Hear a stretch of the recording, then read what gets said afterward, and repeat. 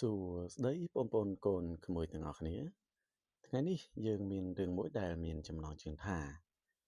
គោព្រៃនិងក្របីព្រៃក្នុងព្រៃមួយកន្លែងមានសត្វជាច្រើនរស់នៅហើយនៅលើវាលស្មៅដ៏ខៀវខ្ចីមួយកន្លែងនៃព្រៃនោះមានគោព្រៃនិងក្របីព្រៃរស់នៅជាមួយគ្នាប្រកបដោយក្តីសុខនិងជាមិត្តល្អនឹងគ្នាជារៀងរហូតមកមានថ្ងៃមួយពេលក្របីព្រៃកំពុងដើរស្វែងរកចំណីតែម្នាក់ឯងនៅលើវាលស្មៅនោះស្រាប់តែមានខ្លារខិនយ៉ាងធំមួយដើរលើបលើបសរសៀមមកជិតក្របីហើយក៏លោតទៅសង្គ្រប់ខាំក្របីព្រៃមួយរំពេចអ្វីត្បិតតែខ្លួនមានកម្លាំងខ្លាំងជាងយ៉ាងណាក៏ដោយក៏ក្របីមិនអាចទប់ទល់នឹងឥទ្ធិពលនៃការស្រេកឃ្លានរបស់ខ្លារខិនបានដែរក្រោយពីប្រយុទ្ធតស៊ូ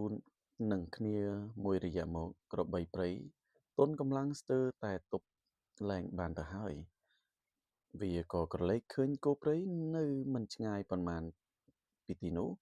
ទើបស្រែកសុំឲ្យគោព្រៃមកជួយជាបន្ទាន់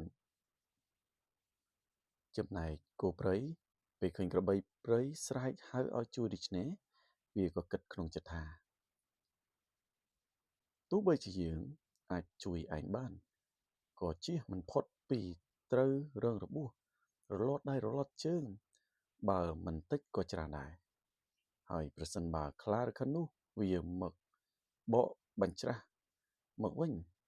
យើងមុខជាតែคล้ายជាចំណីរបស់ខ្លារខិនជាមិនខានកាលបើឃើញគោព្រៃឈរស្ងៀម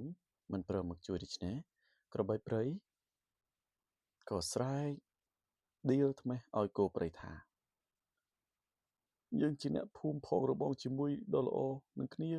មកតាំងពីយូរហើយហេតុអ្វីបានជាឯងមិនព្រមជួយគ្នា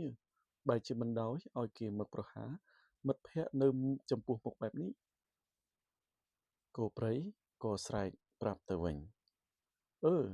យើងជាមិត្តចិត្តខាងនឹងគ្នាមែនប៉ុន្តែយើងនឹងឯងពុំមែនជាមិត្តស្លាប់រស់ហើយណាបើសិនយើងជាមិត្តស្លាប់រស់នឹងគ្នាមែនម្លោះសំយើងរត់ទៅជួយឯងតាំងតែពីទើបនឹងឃើញភ្លាមឯណោះមិត្តភ័ក្តិ